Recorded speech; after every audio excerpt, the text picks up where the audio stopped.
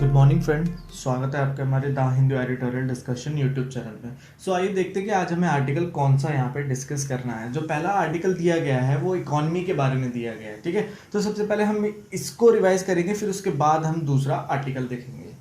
इस आर्टिकल का कंटेंट है इकोनॉमी। तो देखते हैं क्या कहा जा रहा है इस आर्टिकल में। कहा जाता है कि आज का जो समय है वो काफ़ी डिफिकल्ट टाइम है वर्ल्ड के लिए, क्योंकि जो लोग काफ़ी डरे हुए हैं इस महामारी से और उससे हो रही डेथ को लेके। और यह फेयर आज हर जगह पे, और कहा जाता है कि जिस तरीके से कोविड स्प्रेड हो रहा है उससे जाना जा सकता है कि एक नेशन कितना अनेबल है इसे वाइड स्प्रेड होने से रोकने में, और इस डिसीज़ का कोई कंफर्म क्योर ना होने से पर्सन की कंसर्न काफ़ी ज़्यादा वर्स होते जा रहे हैं।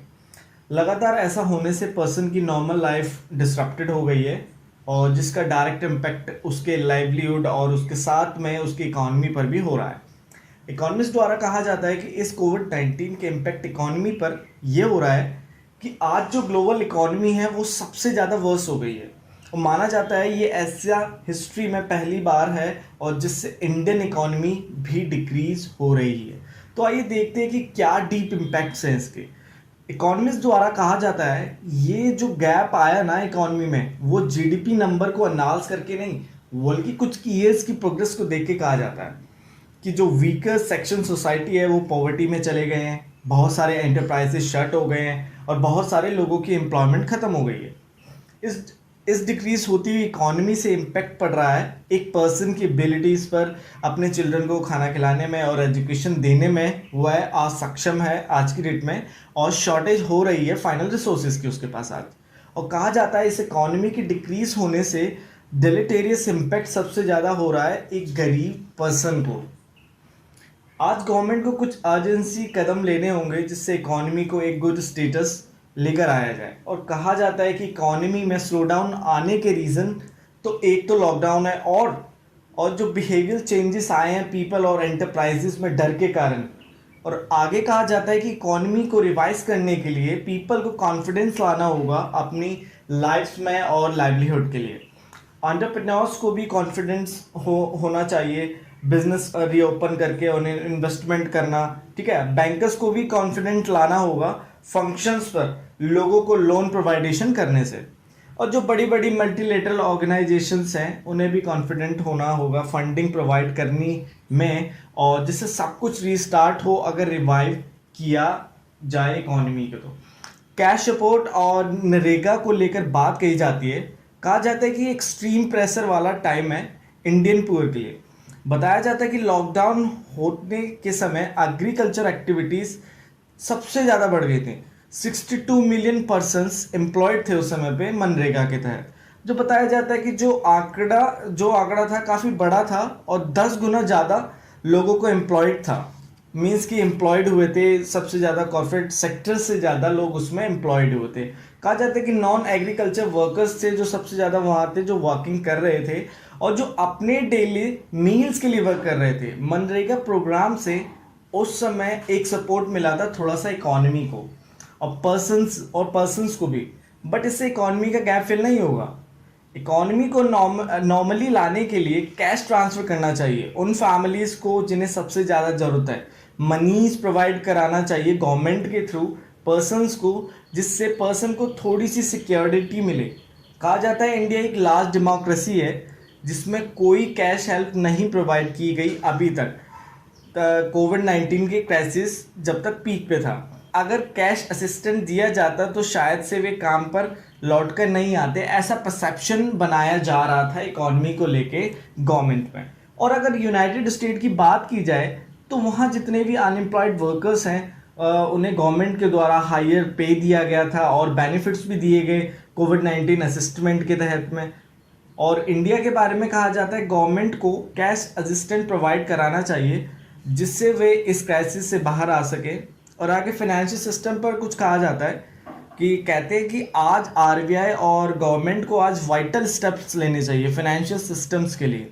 ठीक है, कोविड-19 के मेजर के लिए interest rate reduction, credit guarantee और लिक्विडिटी स्कीम्स लाए गए हैं। तो काफ़ी अच्छे स्टेप थे, बट ये स्टेप फेल्ड हो गए हैं क्योंकि बैंक्स लैंडिंग के लिए रेडी नहीं है अभी भी। मीन्स कि लोन देने में अभी भी वो हिचकते हैं। कैपिटल इन्फ्यूजन और पब्लिक सेक्टर बैंक्स का डिसइन्वेस्टमेंट होने से बैंकिंग सेक्टर को रिवाइव नहीं किया जा पाएगा। ठीक है, उन्हें फ्रीली और प्रोफेशनली वर्क्स के लिए अलाउ इंस्टीट्यूशन कर देना चाहिए आरबीआई के द्वारा। Public sector banks, bankruptcies boards and security and insurance regulator को फ्रीली फंक्शन करना होगा। इससे रिस्टोर किया जा सकेगा कॉन्फिडेंस को फाइनेंशियल सिस्टम में। अब बात आती है कि इकॉनमी को रिवाइव करने के लिए गवर्नमेंट को बोरो क्या करना चाहिए और कितना कैसे करना चाहिए।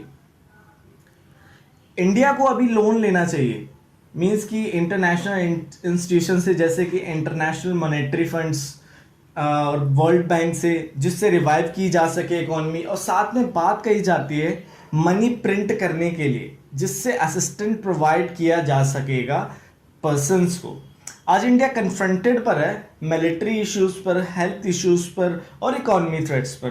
कोविड-19 क्राइसिस से इंडिया की स्लो ग्रोथ हो गई है इकॉनमी में, अनएम्प्लॉयमेंट बढ़ गई है और फाइनेंशियल सिस्टम खत्म ही हो गया है। और कहा जाता है लास्ट में कैसे इन्हें ठीक किया जाए, कहा जाता है कि कोविड-19 के आने से इकॉनमी वर्स हुई है, पर्सन में डर है, इनसिक्योरिटीज़ बढ़ गई हैं, फर्म्स और इंस्टीट्यूशन भी आज बंद पड़े हैं सारे। इन सबको ठीक करने के लिए गवर्नमेंट को कैश असिस्टेंस देना चाहिए, मीन्स कि कैश प्रोवाइड करना चाहिए उनके अकाउंट्स में, जिससे कि उन्हें थोड़ी बहुत हेल्प मिलेगी और जिससे कि कॉन्फिडेंस आएगा पर्सन के अंदर, तो वो मार्केट में जाएंगे, एटलीस्ट की स्पेंडिंग करेंगे, कंज्यूमिंग होगी, तो इकॉनमी रिवाइव होगी। और कुछ वेलफेयर प्रोग्राम्स बनाने चाहिए जो हेल्प करेंगे, जिनसे मनी जिसपे जो कंज्यूमर्स हैं वो अपना मनी स्पेंड कर पाएंगे मार्केट में, जिस सब बताया गया।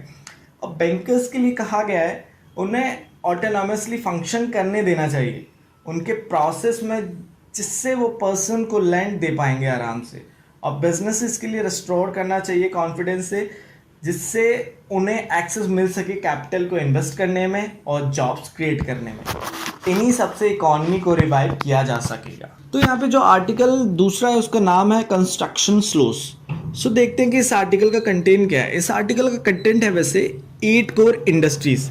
क्या बताया जा रहा है इसमें? 8 कोर इंडस्ट्रीज का आउटपुट डेटा रिलीज किया गया है अभी कॉमर्स मिनिस्ट्री के द्वारा। ठीक है, कहा जाता है कि इन इंडस्ट्रीज का प्रोडक्शन डिक्लाइन हुआ है पिछले साल के प्रोडक्शन से अगर कंपेयर किया जाए तो, और ये डिक्लाइन होता ही जा रहा है पिछले 4 महीने से, जब से लॉकडाउन ये स्टार्ट हुआ है। ठीक है, इस मंथ जून के मंथ तक 15% तक श्रिंक हुआ है, बट कहा जाता है अप्रैल मंथ में ये काफ़ी ज़्यादा डिक्लाइन हुआ था इन कोर इंडस्ट्रीज प्रोडक्शन के अंदर।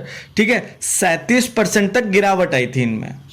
आगे कहा जाता है कि इन सभी इंडस्ट्रीज में जून महीने के बाद जब इन्हें रीओपन किया गया, तब कहीं थोड़ा सा डिमांड देखने के लिए मिला इकॉनमी में। इन 7 इंडस्ट्रीज के गिरावट में सबसे ज़्यादा कॉल में गिरावट देखने के लिए मिली, मीन्स -15.15 तक महीने में हुआ, जब प्रोडक्शन डिक्लाइन था 14% तक, और रिफाइनरी प्रोडक्ट्स भी श्रिंक हुआ था 8.9 पर। लेकिन पिछले महीने से इसमें इम्प्रूवमेंट देखने के लिए मिली है, जिससे सबसे अच्छी प्रोडक्शन इस रिफाइन इंडस्ट्रीज में अभी तक बताई गई है 28%। अब बात करी जाती है आगे इंटर और इंटर स्टेट्स मूवमेंट्स से रेस्ट्रिक्शन हटाने से गुड्स और पर्सन्स की मूवमेंट भी बढ़ गई है, जिससे ऑटो फ्यूल की डिमांड बढ़ रही है अभी इकॉनमी में।